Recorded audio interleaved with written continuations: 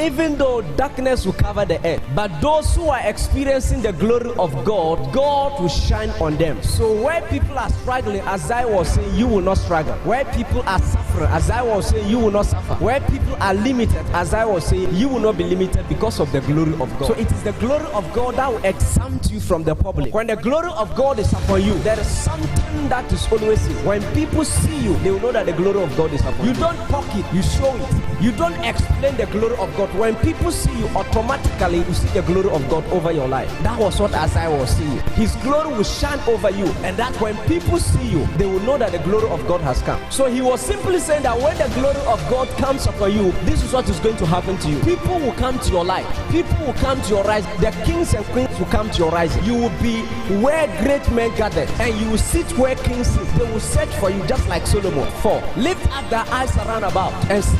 All they gather themselves together. They come to thee. Thy son shall. Now, as I was saying, all these people that have gathered, they are coming to you. When the Bible was talking about John, that John was in the wilderness for a long period of time. And when it was the season of the appearing of John the Baptist, when he appeared, no hell was able to stop him. There was no man or devil that was able to stop John. And what kind of like surprised me was that the Bible didn't say people come to him. The Bible said all manner of people from different nations traveled to John in the wilderness. And the Bible recorded that, and Jerusalem and Judah also went to John, which means nation traveled to John, which means when the glory of God is upon you, it doesn't matter the location. Wherever you are, people will travel to you. So when you are complaining about location of a business or of any other thing, it's because the glory of God is not there. You can survive in the wilderness with the glory of God. The people of Israel, when God picked them from Egypt, they lived in the wilderness for 40 days. And what killed most of them was not hunger, it was not suffering, it was ungratefulness and unbelief that killed them. If they believed in the Lord and trust and they were grateful, God would have carried them through. After all, Joshua and Caleb is an example that God was not unfaithful to Israel. They were not grateful to themselves. So wherever the glory of God is, there is gathering. People will gather there. Listen to me. Men want the glory of God. It says that there is no place they can go there to see it. Wherever they can go to access it, they will go. Stop somebody on his way to a juju man and say, what are you looking for? He will tell you. If you tell that same person what you are going there to get, God can give you the same measure, even something bigger. The person will never go there because some of them, they know the consequences of what they are going there to do. They know that after I had this is what will befall me. Yet they have no option than to go there. When men are seeking for help from malams, from juju people, it's not that they are gullible. It's not that they don't know what they are doing. They know that it's not good.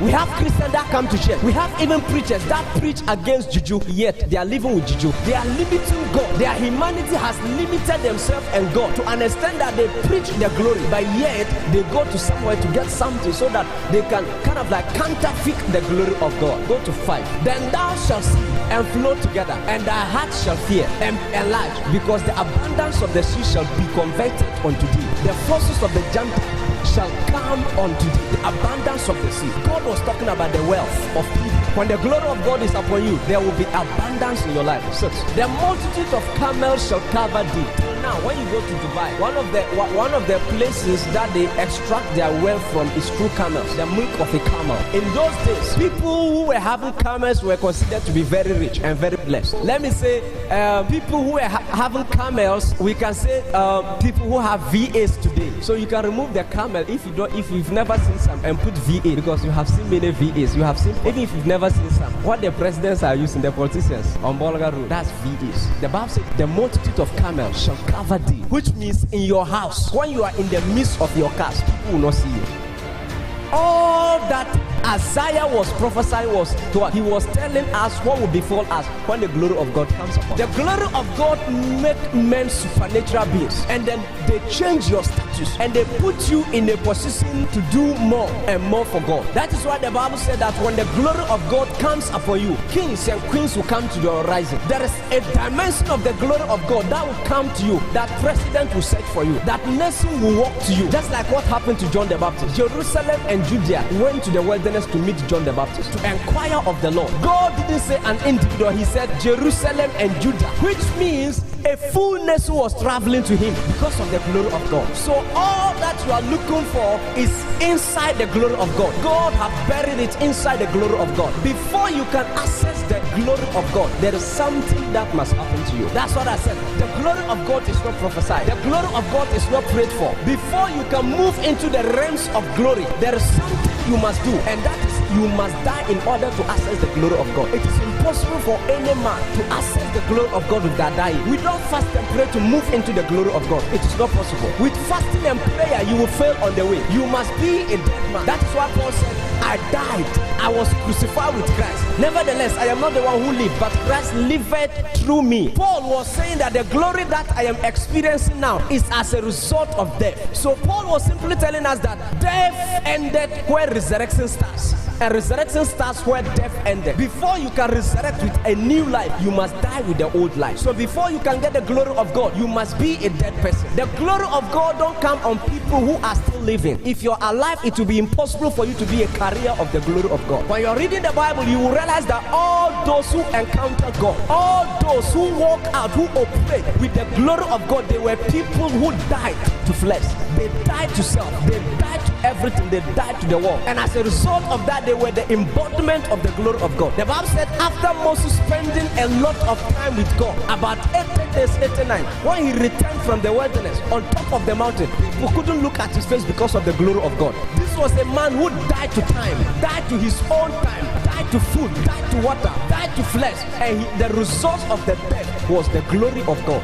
You can't access the glory of God if you are not dead. You are too alive to possess the glory of God. It is not possible. I told you it is not prophesied. Forget, Isaiah was not prophesied. He said, arise and shine, for your glory has come. After that, he tell us what will befall us when the glory of God come unto us. When the glory of God shine over our face, he tell us what will befall us. That you will be rich, you will be supernatural, you will be unstoppable. Kings will come to your rising. Great men will come to your rising. People will search for you. Nations will travel to you. He said, camels, cars, properties, wealth will be your portion when the glory of God is for you. He said all these men that gather, they are coming to you because of the glory. But Paul, Apostle Paul, telling us that the glory is only accessible by dying. So the glory starts where death ended. So you need to die in order to access the glory of God. So if you're alive, it is impossible. You may be gifted, very intelligent, charisma, knowledge, wisdom, but without the glory of God, it is impossible. Until you die, it is impossible for God to use you. So we have people that are very, when they are speaking, you will know that God have blessed this person with charisma. It's a gift, but the person is still alive, and God will say, until you die,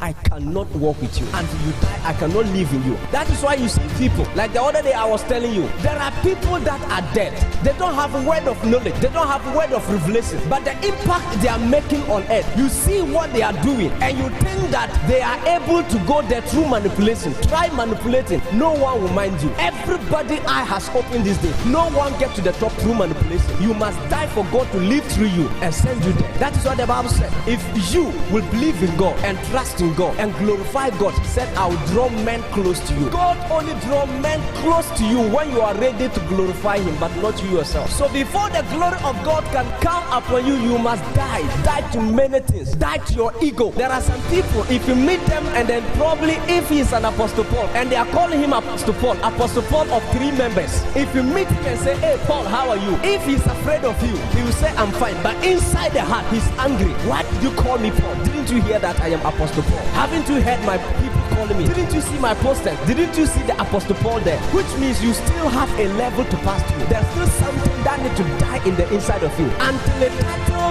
has nothing to do with you. When they meet you and say, David, you say yes, sir, without anything in your heart, you cannot possess the glory of God. You cannot be a carrier of the glory of God. Because this business of reality, there are people you will meet who will call you David and even touch your head and say, how are you? Those who are older than God will need you to pass the glory to them. So if you have ego, when they do this, out of anger, you walk out of them, and then that soul will perish. And there's one day God will ask you, there was this guy that come across you, what did he do? You say he called me David. Have you seen? Before you can be a carrier of the glory of God, you must die to ego. One of the things that I like about Kenneth Hagin, when I'm reading Kenneth Hagin, you don't see Prophet Kenneth Hagin. Read the books of Kenneth Hagin. Even the title, they will say Kenneth Hagin, nothing added. And when his church members are addressing, they will say Brother Hagin. And he's fine. He'll be saying, one day I was preaching and one of my brothers in the Lord, that's a church member, he's saying brothers in the Lord. Today, daughter and papa started this day. It's this day. There was a birthday of a particular big man of God, and one of his sons said, happy birthday, sir. And I saw the reply. He went to say, am I your son? Am I not your father? Can you imagine? He went and replied,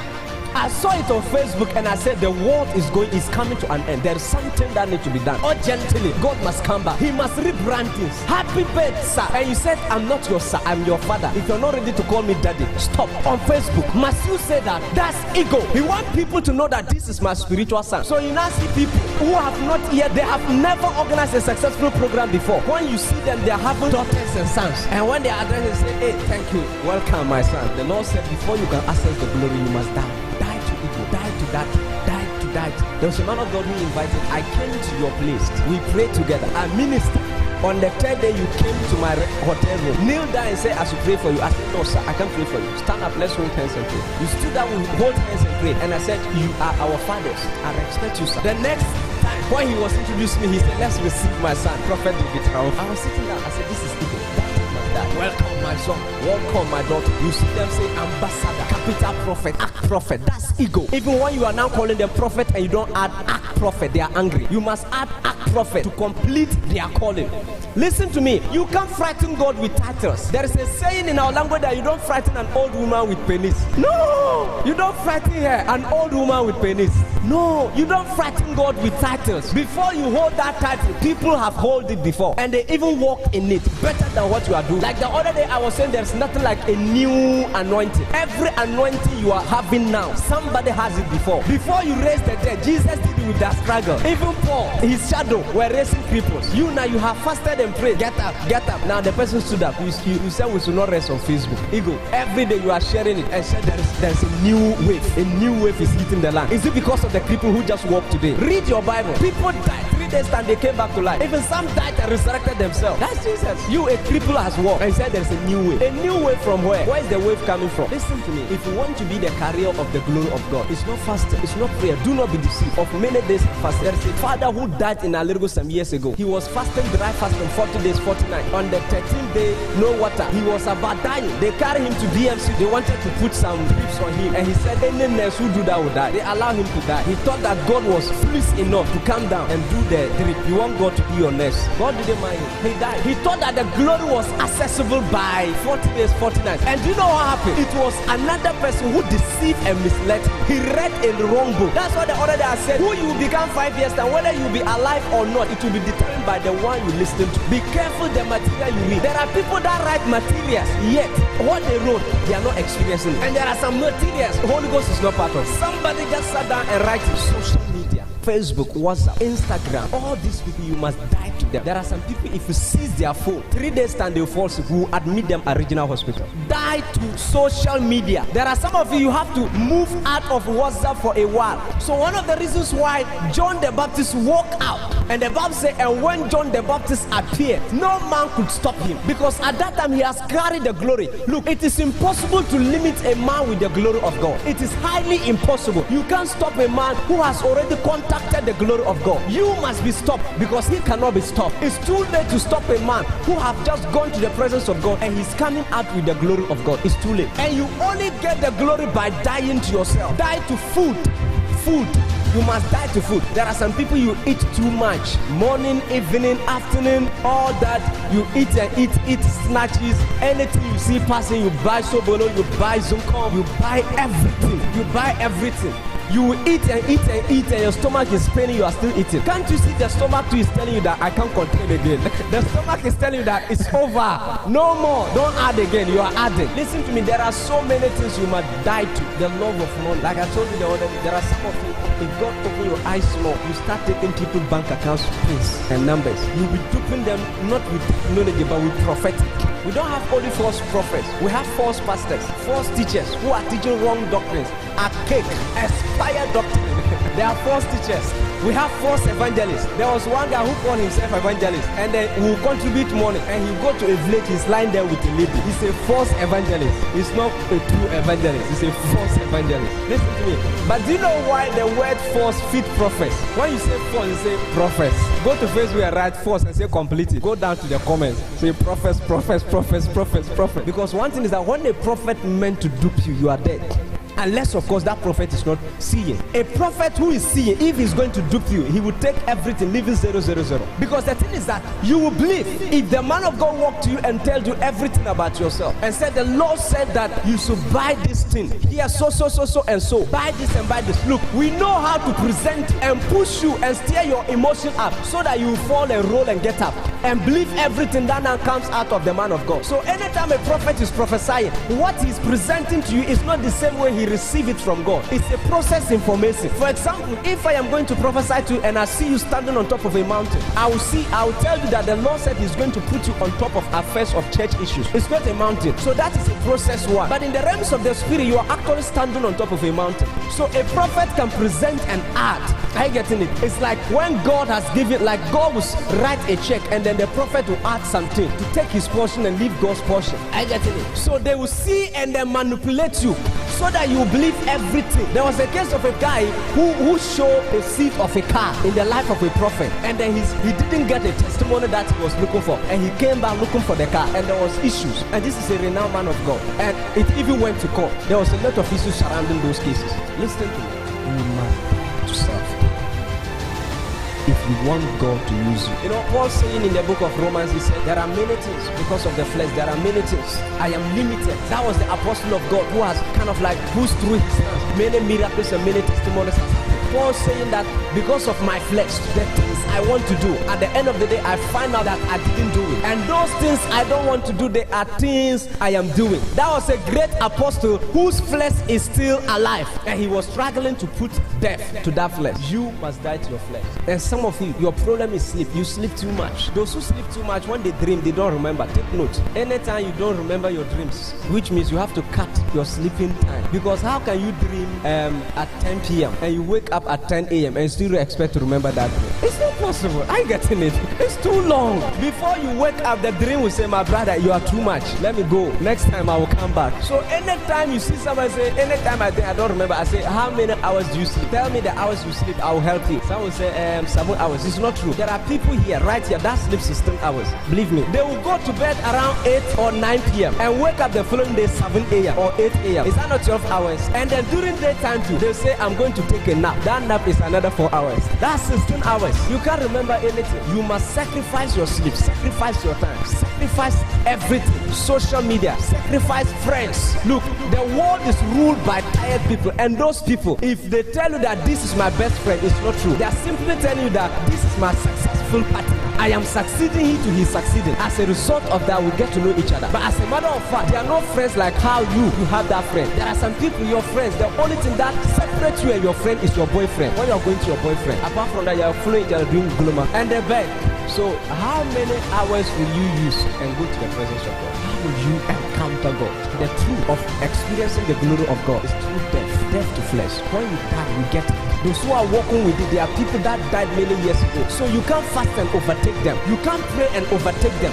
Nothing can replace that system of death. Fasting cannot replace it. Seed cannot replace it. You give them plenty and fat seed. Yet what they are experiencing, you will not experience it. Because they don't start experiencing it by giving seed. They experience it by dying. So when they died and they're experiencing it and you see it and love it, you must also die. You must also pass through that same process. If you don't pass through that same process, it's not possible. A primary student don't overtake a PhD holder by fasting and praying. You must start from the primary school, get to PhD, do what the PhD holder is not doing in order to overtake him. So there are some people that will see their fathers who have died many years ago and now they're experiencing the glory of God. And you want to experience that same level and dimension of glory by fasting and praying. It is not possible. Do you think God is a farafara man who will give you, who will replace one principle with other principle? It is not possible. You must die. If you don't die, fast and pray. 100 years fasting and praying. Mensa Otterburn will still do what you cannot do, even though you can preach more than him. With word of revelation and prophecy, word of knowledge, miracles, the crippled walk, the blind see, the dead come back to life. Yet the glory that he's experiencing, you will not experience it. Like the other day,